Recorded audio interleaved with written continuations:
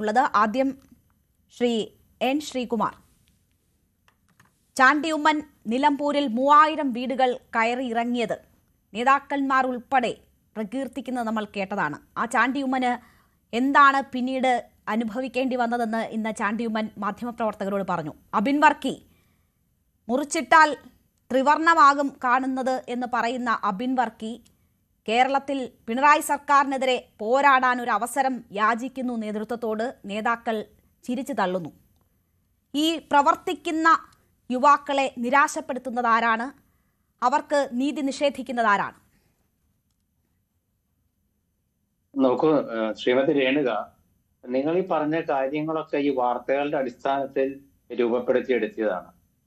ശ്രീ ചാണ്ടി ഉമ്മന്റെ അദ്ദേഹം ഇന്ന് പറഞ്ഞ കാര്യം അത് നിലമ്പൂർ തെരഞ്ഞെടുപ്പിനൊക്കെ മുമ്പ് നടന്നതും അത് അദ്ദേഹം തന്നെ പുറത്ത് പറഞ്ഞതുമായ ഒരു കാര്യമാണ്. അത് ആവർത്തിച്ചു എന്ന് മാത്രമേ ഉള്ളൂ. അക്കാലത്ത് അദ്ദേഹം പറഞ്ഞത് ശരിയാണ്, അദ്ദേഹത്തോട് ചോദിക്കാതെ അദ്ദേഹത്തെ മാറ്റി എന്നുള്ളതാണ്. അത് പിന്നെ ആ രീതിയിലേക്ക് അത് സംഘടനാപരമായ ചർച്ചയൊക്കെ ആയിട്ട് അതങ്ങ് അവസാനിക്കുകയും ചെയ്തതാണ്. അത് ഇപ്പൊ അദ്ദേഹം പറയാൻ കാരണം അന്ന് അങ്ങനെ എന്നെ മാറ്റിയിട്ടും സംഘടനയുടെ അച്ചടക്കത്തിൽ നിന്നുകൊണ്ട് ഞാനത് അംഗീകരിച്ചു. അത് പറയാൻ വേണ്ടി ഇന്ന് പുള്ളി അത് ഓർമ്മിപ്പിച്ചതാണ്. ഒന്നാമത്തെ കാര്യം അത് ഓർമ്മിപ്പിച്ചതാണ് എന്ന് എനിക്ക് മനസ്സിലായി. ചാണ്ടി ഉമ്മന്റെ പ്രവർത്തന ശൈലി എന്താണ് എന്നതാണ് ചാണ്ടി ഉമ്മനെ എല്ലാവരും പ്രകീർത്തിച്ച ഒരു സാഹചര്യം ഓർമ്മപ്പെടുത്തിക്കൊണ്ട് ഞാൻ ചോദിച്ചത്. അതെ, അത് പഴയതാണെന്ന്. നിലമ്പൂർ തെരഞ്ഞെടുപ്പിന് മുമ്പ് നടന്ന സംഭവമാണ് ഈ മാറ്റല്, അതിന് ശേഷമല്ല. ചാണ്ടി ഉമ്മൻ നിലമ്പൂർ തെരഞ്ഞെടുപ്പിൽ മാത്രമല്ലല്ലോ പ്രവർത്തിക്കുന്നത്. ചാണ്ടി ഉമ്മന്റെ പ്രവർത്തന ശൈലി എന്നത് ഞാൻ സൂചിപ്പിച്ചുവാണെന്ന് ഞാൻ വ്യക്തമാക്കിയല്ലോ. ചാണ്ടി ഉമ്മൻ നിലമ്പൂർ തെരഞ്ഞെടുപ്പിൽ മാത്രം പൊതുരംഗത്തേക്ക് വന്നൊരു വ്യക്തിയല്ലല്ലോ. ഞാൻ പറഞ്ഞത് മനസ്സിലായിട്ടില്ല. അതായത് ഇന്ന് നിങ്ങൾ പറഞ്ഞ ചാണ്ടി ഉമ്മൻ ഇന്ന് പറഞ്ഞ കാര്യം അതൊരു പുതിയ വിഷയമല്ല. അത് അങ്ങനെ ലളിതമായിട്ട് പറയാം, പുതിയ വിഷയമല്ല. അദ്ദേഹം തന്നെ മുമ്പ് പറഞ്ഞിട്ടുണ്ട്. അദ്ദേഹം തന്നെ മുമ്പ് പറഞ്ഞതാണ്, ആ പ്രശ്നം തീർത്തതുമാണ്. ഇന്ന് അദ്ദേഹം പറയാൻ കാരണം, ഓർമ്മിപ്പിക്കാൻ കാരണം അബിൻ വർക്കിയെ യൂത്ത് കോൺഗ്രസ് പ്രസിഡന്റ് യോഗ്യനാണ്, അദ്ദേഹത്തിന് കേരളത്തിൽ പ്രവർത്തിക്കാൻ താല്പര്യമുണ്ടായിരുന്നു, പക്ഷെ അദ്ദേഹത്തെ ദേശീയ സെക്രട്ടറി ആയിട്ടാണ് ഇപ്പൊ നിയമിച്ചത്, അത് അദ്ദേഹം അംഗീകരിക്കണം, ഇത് ഞാൻ പണ്ട് അംഗീകരിച്ചതുപോലെ എന്ന് ഓർമ്മിപ്പിക്കാനാണ് പറഞ്ഞത്. അല്ലാതെ അതിന് തർക്ക വിഷയമൊന്നുമല്ല. അങ്ങനെ മാത്രമല്ലല്ലോ ശ്രീ എൻ ശ്രീകുമാർ അദ്ദേഹം പറഞ്ഞത്. തന്നെ പുറത്താക്കാൻ ആരാണ് ചരട് വലിച്ചതെന്ന് എനിക്കറിയാം, തെരഞ്ഞെടുപ്പ് കഴിയുമ്പോൾ അത് പറയാമെന്ന് പറയുന്നുണ്ട്. മാത്രവുമല്ല, ഈ അപമാനിച്ചാണ് തന്നെ പുറത്താക്കിയത്. തന്നെ മാറ്റണമെങ്കിൽ തന്നോട് പറയാമായിരുന്നു, താൻ രാജിവെച്ചൊഴിയുമായിരുന്നു. പക്ഷെ അത് ചെയ്തില്ല, അപമാനിച്ച് പുറത്താക്കി അപ്പയുടെ ഓർമ്മ ദിനത്തിൽ എന്നാണ് ചാണ്ടി ഉമ്മൻ പറഞ്ഞത്. അതൊന്നും താങ്കൾ കേട്ടില്ലേ? അത് പണ്ട് പറഞ്ഞതാണെന്നാണ് ഞാൻ പറഞ്ഞത്, അത് പുതിയതല്ല. ഇന്ന് ആവർത്തിച്ചതാണ്. അതെ, പറഞ്ഞ താങ്കൾക്ക് ഇന്ന് അദ്ദേഹത്തിന് പറയേണ്ടി വന്നല്ലോ ശ്രീകുമാർ, ഇന്ന് അദ്ദേഹത്തിന് അത് പറയേണ്ടി വന്നല്ലോ. മാത്രവുമല്ല, ഇത് ചരട് വലിച്ചത് ആരാ എന്നുള്ളത് ഞാൻ പറയും, അത് തെരഞ്ഞെടുപ്പിന് ശേഷം പറയാം, തെരഞ്ഞെടുപ്പ് കഴിയട്ടെ എന്നാണ് പറയുന്നത്. തെരഞ്ഞെടുപ്പിൽ എന്താണ് സംഭവിക്കുന്നതെന്ന് നോക്കട്ടെ, അതിനുശേഷം പറയാമെന്നാണ്. ഇതൊരു യുദ്ധമുഖത്താണല്ലോ എന്നത്. അതുപോലെ അബിനും വക്കിയും ഇതിൽ പാർട്ടിയുടെ തീരുമാനമാണ്, അത് അനുസരിക്കണം എന്ന് അദ്ദേഹം പറയുകയാണ്. നോക്കൂ, കോൺഗ്രസിന്റെ സംഘടനാ ചരിത്രത്തില് ഇങ്ങനത്തെ അഭിപ്രായ ഭിന്നതയൊക്കെ വേണ്ടുവോളുണ്ട്. എന്നെക്കാട്ടിലും കൂടുതൽ കോൺഗ്രസിന്റെ നേതാവായിരുന്ന PM സുരേഷ് ബാബുവിനെ അറിയാം. അപ്പൊ അതുകൊണ്ട് അതിനൊരു പുതുമയുള്ള വിഷയമല്ല. നിങ്ങൾ ഈ വിചാരിക്കുന്ന പോലെ ഇത് അത്ര വലിയ കത്തി നിൽക്കുന്ന കാര്യമൊന്നും അല്ല. നമ്മുടെ ആലപ്പുഴയിൽ സുധാകരൻ ഇന്നലെ പറഞ്ഞ അത്ര പോലും ഇല്ല. ഇതിനു മുമ്പ് വലിയ സംഭവങ്ങൾ ഉണ്ടായിട്ടുണ്ട് ഈ പാർട്ടിയിൽ. അതാ ഞാൻ പറഞ്ഞത്, ഇത് ഗൗരവത്തിൽ എടുക്കേണ്ട ഒരു വിഷയമല്ലിപ്പോൾ. കാരണം ചാണ്ടി ഉമ്മൻ മുമ്പ് പറഞ്ഞത് ആവർത്തിച്ചത് അബിൻ വർക്കിയുടെ കാര്യം ചൂണ്ടിക്കാണിച്ചപ്പോൾ ഇങ്ങനെയൊക്കെ ഉണ്ടെങ്കിലും എന്റെ ഉമ്മൻചാണ്ടി സാറിന്റെ ചരമവാർഷികത്തിലെ തന്നോട് ചോദിക്കാതെ തന്നെ മാറ്റിയതിലുള്ള അമർഷം ഉണ്ടെങ്കിലും അന്ന് ഞാനത് അംഗീകരിച്ചു. അതുപോലെ അബിൻ വർക്കിക്ക് അതിന് അവസരം ഉണ്ടെങ്കിലും പാർട്ടി തീരുമാനമെടുത്തു, അത് അബിൻ വർക്കിയും അംഗീകരിക്കണം എന്നാണ് അദ്ദേഹം പറഞ്ഞത്. അതിനുശേഷം ഈ പറഞ്ഞതിന്റെ 1 മണിക്കൂറിന് ശേഷം ചാണ്ടി ഉമ്മൻ ഇപ്പോഴത്തെ യൂത്ത് കോൺഗ്രസ് പ്രസിഡന്റ് OJ ജനീഷിനെ കൂട്ടിയിട്ട് ഉമ്മൻചാണ്ടിയുടെ കല്ലറയിലേക്ക് പോയി പ്രാർത്ഥിച്ചതും നിങ്ങൾ കണ്ടല്ലോ. അതും കൂടെ കൂട്ടിവെക്കുന്നുണ്ട്. അപ്പം ഇത് മാത്രം എടുത്തിങ്ങനെ വഴക്കുണ്ടാക്കാൻ നിൽക്കാതെ അതും കൂടെ കൂട്ടിവെക്കേ. എന്തുകൊണ്ടാണ് OJ ജനീഷിനോട് പോയത്? OJ ജനീഷിനെ ചാണ്ടി ഉമ്മൻ അംഗീകരിച്ചില്ലായിരുന്നു. ശ്രീ എൻ ശ്രീകുമാർ, അബിൻ വർക്കി മാധ്യമങ്ങളെ കണ്ടു. അദ്ദേഹത്തിന് ശക്തമായ അതൃപ്തി ഉണ്ടായിരുന്നു. പക്ഷേ അദ്ദേഹം ഒരു അച്ചടക്കമുള്ള പാർട്ടി പ്രവർത്തകനാണ്. അതിൻ്റെ സീമയ്ക്കുള്ളിൽ നിന്ന് പറയാൻ പറ്റുന്ന കാര്യങ്ങൾ വളരെ ഭംഗിയായി പക്വതയോടുകൂടി പറയുകയാണ് ചെയ്തത്. ഇവരൊക്കെ ഇതിനപ്പുറം വല്ലതുമൊക്കെ ചെയ്യണം എന്നതാണോ താങ്കൾ ഉദ്ദേശിക്കുന്നതെന്ന് എനിക്ക് മനസ്സിലായില്ല. ചാണ്ടി ഉമ്മൻ തന്നെ അപമാനിച്ച് പുറത്തിറക്കി എന്നതാണ് പറഞ്ഞത്. അപമാനിച്ച് പുറത്തിറക്കിയിട്ടും ആ പാർട്ടിക്ക് യാതൊരു ബുദ്ധിമുട്ടും ഉണ്ടാക്കാതെ ആ ചട്ടക്കൂടിനുള്ളിൽ മറുത്തൊന്നും പറയാതെ പാർട്ടി തീരുമാനം അനുസരിക്കുകയാണ് ചെയ്തത്. പക്ഷേ പറയേണ്ടി വരും, അത് പിന്നീട് പറയാമെന്നാണ് പറയുന്നത്. അപ്പോൾ ഇവരൊക്കെ കാട്ടുന്ന ഈ മാന്യത എന്ന് പറയുന്നത് വളരെ മോശമാണ്, അല്ലെങ്കിൽ മാന്യത കാട്ടുന്നത് കൊണ്ട് അവരുടെ പ്രശ്നങ്ങളല്ല എന്നതാണോ താങ്കൾ ഉദ്ദേശിക്കുന്നത്? എനിക്ക് ചോദ്യം മനസ്സിലായില്ല. രേണുക എന്താ ചോദിക്കുന്നതെന്ന് എനിക്ക് മനസ്സിലാകുന്നില്ല. ഞാൻ പറഞ്ഞ കാര്യം, കോൺഗ്രസ് ഇരിക്കാൻ അഭിപ്രായം പറഞ്ഞെങ്കിലും, ചാണ്ടി ഉമ്മൻ ഇങ്ങനെ അഭിപ്രായങ്ങൾ പറഞ്ഞെങ്കിലും നിങ്ങളത് സീരിയസ് ആയിട്ട് എടുക്കും. ചാണ്ടി ഉമ്മനും കോൺഗ്രസ്സുകാരും സീരിയസ് ആയിട്ട് എടുത്തിട്ടില്ല. അതുകൊണ്ടാണ് OJ ജനീഷ് എന്ന യൂത്ത് കോൺഗ്രസിന്റെ പുതിയ പ്രസിഡന്റിന്റെ കൂടെ അദ്ദേഹം ഉമ്മൻചാണ്ടി സാറിന്റെ കല്ലറയിലേക്ക് പോയത്.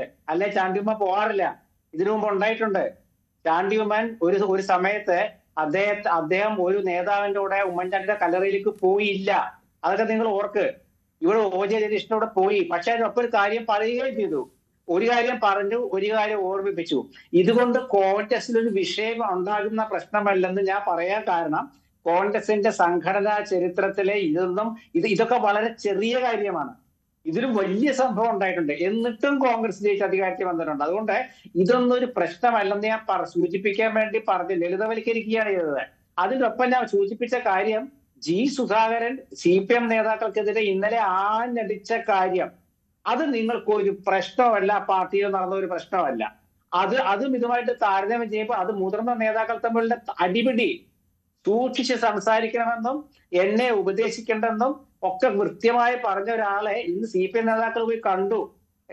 സാഷ്ടാംഗ പ്രണമിക്കാനായിട്ട് പോയി G. സുധാകരന്റെ വീട്ടിലേക്ക്. അറിയാമല്ലോ. അപ്പൊ അത്രയും ഒരു പ്രശ്നമൊന്നും ഇപ്പൊ ഇതിലില്ല. പറഞ്ഞ ചാണ്ടി ഉമ്മൻ, അതായത് അബിൻ വർക്കിയെ പ്രസിഡന്റ് ആകാൻ യോഗ്യനാണ്, അദ്ദേഹത്തിന് ഉയർന്ന സ്ഥാനം കിട്ടാൻ യോഗ്യനാണെന്ന് പറഞ്ഞ ചാണ്ടി ഉമ്മൻ പാർട്ടി എടുത്ത തീരുമാനത്തിന്റെ ഒപ്പം നിന്നു എന്ന് കാണിക്കാനാണ് യൂത്ത് കോൺഗ്രസ് പ്രസിഡന്റിനെയും കൂട്ടി ഉമ്മൻചാണ്ടി സാറിന്റെ കല്ലറയിലേക്ക് പോയത്.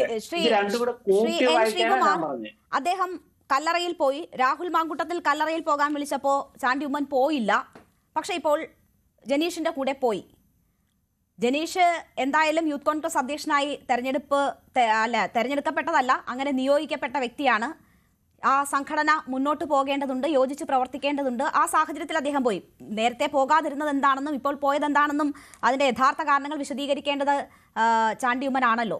പക്ഷേ ഈ യൂത്ത് കോൺഗ്രസ് തെരഞ്ഞെടുപ്പിൽ നിഴലിച്ചിരിക്കുന്നത് ആരുടെ ശക്തിയാണ്? ചാണ്ടി ഉമ്മൻ പോകാതെ ഞാൻ വരുന്നില്ല, അവിടെ ഇപ്പോൾ പോകേണ്ടുന്ന സാഹചര്യമില്ല, ആവശ്യമില്ല എന്ന് പറഞ്ഞൊഴിവാക്കിയ വ്യക്തി കൂടി ഉൾപ്പെടുന്ന യൂത്ത് ബ്രിഗേഡിന്റെ തീരുമാനമാണല്ലോ നടപ്പിലാകുന്നത്, അതിനെ മുകളിൽ നിന്ന് നിയന്ത്രിക്കുന്നവരുടെയും. അപ്പോൾ സ്വാഭാവികമായും ചാണ്ടി ഉമ്മന് ആ അതൃപ്തി തന്നെ ഉണ്ടാകുമല്ലോ. നോക്കൂ രേണുക, യൂത്ത് കോൺഗ്രസിന്റെ സംഘടനാപരമായ ഒരു ഘടന ആദ്യം ഒന്ന് മനസ്സിലാക്കുക.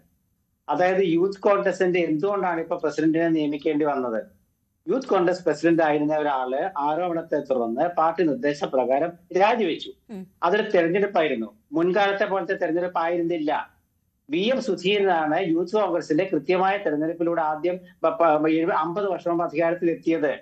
ആ സുധീരനെ അന്ന് ശ്രീ PM സുരേഷ് ബാബു ചേട്ടനൊക്കെ നന്നായിട്ട് അറിയാം.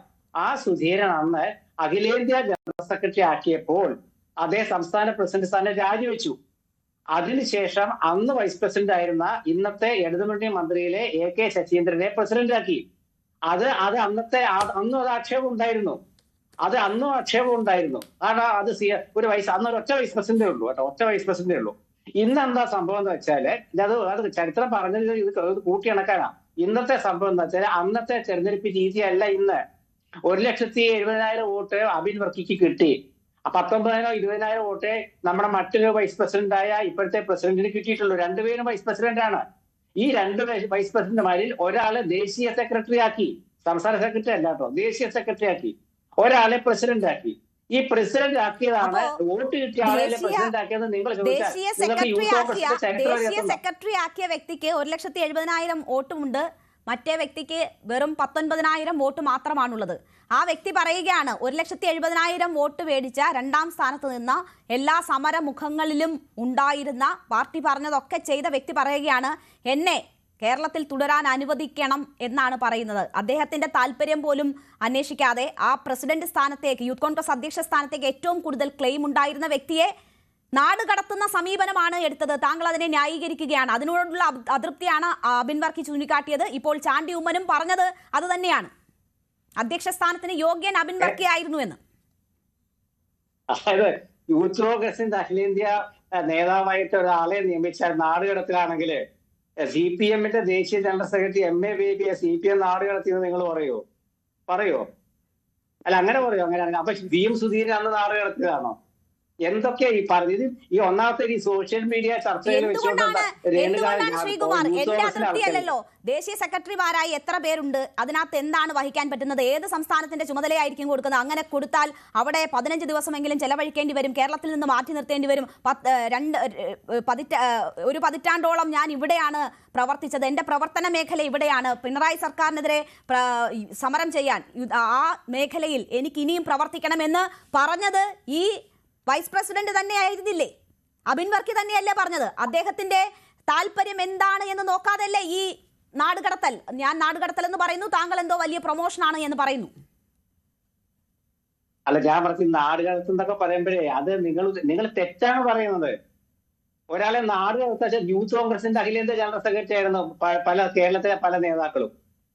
അറിയോ? പല നേതാക്കൾ ഇവിടെ ഇരിക്കുന്ന PM സുരേഷ് ബാബു KSUവിന്റെ സംസ്ഥാന പ്രസിഡന്റ് ആയിരുന്നു. അദ്ദേഹം അതിനുശേഷം വഹിച്ച സ്ഥാനങ്ങളൊക്കെ ഒരുപക്ഷെ KSU പ്രസിഡന്റ് പോലെ അത്രയും ഉണ്ടാകില്ലെങ്കിലും ആ സ്ഥാനങ്ങളിലൊക്കെ മാറ്റി അവഗണിച്ചെന്നൊക്കെ പറയാൻ പറ്റുമോ? അത് ഒരു സംഘടനാ രീതിയാണത്. ദേശീയ സെക്രട്ടറി ആയിട്ട് ഒരാളെ നിയമിക്കുകയാണെങ്കിൽ അത് പാർട്ടി തീരുമാനമാണ്, അതിനോട് വിയോജിക്കാം. അത് ആ ചോദ്യം പറഞ്ഞാൽ ശരിയാവും. അബിൻ വർക്കിക്ക് വിയോജിപ്പുണ്ട്. അപ്പൊ അബിൻ വർക്കി എന്താ പറഞ്ഞത്?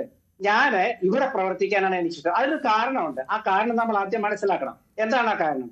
കേരളത്തിലാണ് CPM ഭരിക്കുന്നത്, കേരളത്തിലാണ് DYFI ഉള്ളത്. ഇവിടെ യൂത്ത് കോൺഗ്രസ് 9 വർഷമായിട്ട് പ്രതിപക്ഷത്താണ്. അപ്പൊ അത് വാശി കൂടും. ദേശീയ തലത്തിൽ കമ്മ്യൂണിസ്റ്റ് പാർട്ടി വേറെ എങ്ങും ഭരിക്കുന്നില്ല. കേരളത്തിലാണല്ലോ CPM കൊണ്ട് തർക്കം. അവിടെ BJP തലത്തിലാണ്. ദേശീയ തലത്തിൽ BJP എതിരിടുന്ന യൂത്ത് കോൺഗ്രസിന്റെ സംവിധാനങ്ങൾ അതാത് സംസ്ഥാനങ്ങളിൽ വളരെ ശക്തമാണ്. ലോകത്തെ ഏറ്റവും വലിയ ജനാധിപത്യ പ്രസ്ഥാനമാണ് യൂത്ത് കോൺഗ്രസ്. അതിനിങ്ങനത്തെ ഒരു ഘടന കൊടുത്തത് ആദ്യം ഇന്ദിരാഗാന്ധി, പിന്നീട് രാജീവ് ഗാന്ധി. 18 വയസ്സിൽ വോട്ടവകാശം കൊടുത്ത രാജീവ് ഗാന്ധിയാണ് ഒരു പുതിയ ഘടനയാണ് കൊടുത്തത്.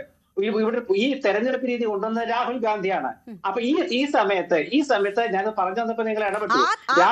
തെരഞ്ഞെടുപ്പ് രീതി അട്ടിമറിച്ചുകൊണ്ടാണല്ലോ ഇപ്പോൾ കുറഞ്ഞ വോട്ട് നേടിച്ച ആളെ അധ്യക്ഷ സ്ഥാനത്തേക്ക് കൊണ്ടുവരുന്നത്. രാഹുൽ മാങ്കൂട്ടത്തിൽ ലൈംഗികാരോപണത്തിൽ ഈ പാർട്ടിക്ക് തന്നെ ബാധ്യതയായി മാറിയ രാഹുൽ മാങ്കൂട്ടത്തിൽ അവിടെ നിൽക്കുമ്പോൾ അതിന്റെ ശിക്ഷ ഏറ്റുവാങ്ങേണ്ടി വന്നത് അബിൻ വർക്കി ആകുന്നത് എങ്ങനെയാണ്?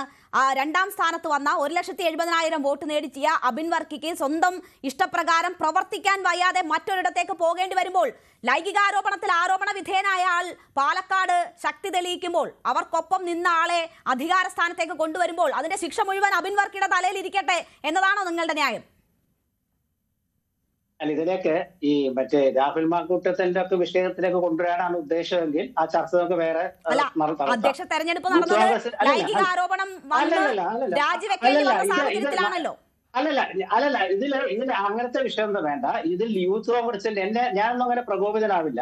യൂത്ത് കോൺഗ്രസിന്റെ പ്രസിഡന്റ് തെരഞ്ഞെടുപ്പായാണ് നമുക്ക് ചർച്ചയെങ്കിൽ നിങ്ങളുടെ കയ്യിലുള്ള എന്താ പറയുക, നിങ്ങളുടെ മനസ്സിലുള്ള വിശ്വാസമൊക്കെ തെറ്റാണ്. കാരണം കൂടുതൽ വോട്ട് കിട്ടിയ ആളെ അല്ല പ്രസിഡന്റ് ആക്കുക, അത് ആദ്യം മനസ്സിലാക്കുക. അങ്ങനെയാണെങ്കിൽ പിന്നീട് തെരഞ്ഞെടുപ്പ് നടത്തി അടുത്ത ആളെ കണ്ടുപിടിക്കുകയല്ലേ ചെയ്യേണ്ടത്? ഇതിപ്പോൾ തെരഞ്ഞെടുപ്പ് അല്ലല്ലോ, ഇഷ്ടമനുസരിച്ച് അധികാരം ഉള്ളവർ നിയമിക്കുകയായിരുന്നല്ലോ. യൂത്ത് കോൺഗ്രസിന്റെ സംഘടനാപരമായ തെരഞ്ഞെടുപ്പും കാര്യങ്ങളും ഒന്നും അറിയില്ലെങ്കിൽ ഞാൻ എത്ര പറഞ്ഞാലും ഇത് എനിക്ക് മനസ്സിലാവില്ല.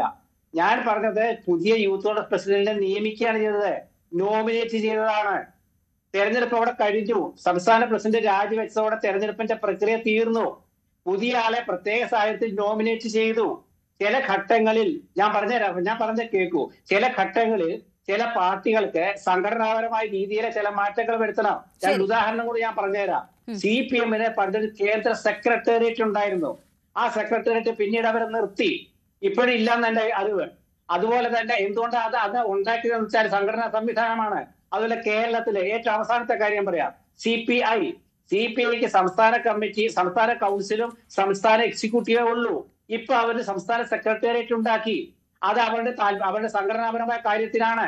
അതുപോലെ യൂത്ത് കോൺഗ്രസിൽ ഒരു പ്രതിസന്ധി വന്നപ്പോൾ, പ്രസിഡന്റ് ഇല്ലാതായപ്പോൾ പ്രസിഡന്റിനെ വെക്കാൻ വേണ്ടിയിട്ട് ഒരു നോമിനേഷൻ കൊണ്ടുവന്നു. ആ നോമിനേഷനിലെ യൂത്ത് കോൺഗ്രസിന്റെ ദേശീയ നേതൃത്വം എടുത്ത തീരുമാനം പല ഘടകങ്ങൾ നോക്കിയാണ്. ഒരു സംസ്ഥാന പ്രസിഡന്റിനെ നിയമിക്കുമ്പോൾ രാഷ്ട്രീയമായ ഒരുപാട് കാര്യങ്ങൾ നോക്കണം. നിങ്ങളുടെ മനസ്സിലുള്ള പോലെ കൂടുതൽ വോട്ട് കിട്ടിയ ആളെ പിടിച്ചു വെക്കലല്ല. ശരി, എന്റെ മനസ്സിലുള്ളതുപോലെ നടക്കണ്ട. പക്ഷേ രണ്ടാം സ്ഥാനത്തുള്ള യോഗ്യൻ എന്ന് ഇപ്പോൾ ചാണ്ടി ഉമ്മൻ പറഞ്ഞ പ്രവർത്തകർ പിറ്റേ ദിവസം തന്റെ അതൃപ്തി പ്രകടിപ്പിച്ചതിന് ശേഷം പ്രവർത്തകർ എടുത്തുയർത്തിക്കൊണ്ടുപോയ അബിൻ വർക്കിക്കെങ്കിലും ബോധ്യപ്പെടണമായിരുന്നു, അല്ലെങ്കിൽ നിങ്ങളുടെ താഴെത്തട്ടിലുള്ള പ്രവർത്തകർക്കെങ്കിലും ബോധ്യപ്പെടണമായിരുന്നു. എന്നെ ബോധ്യപ്പെടുത്തേണ്ട കാര്യമൊന്നുമില്ല. ശ്രീകുമാർ, ഞാൻ താങ്കളിലേക്ക് തിരിച്ചെത്താം. ശ്രീ PM സുരേഷ് ബാബു പറഞ്ഞല്ലോ, താങ്കൾ പറഞ്ഞല്ലോ, ഇനി മറ്റുള്ളവരിലേക്ക് പോയതിനു ശേഷം താങ്കളിലേക്ക് എത്താം. ശ്രീ PM സുരേഷ് ബാബു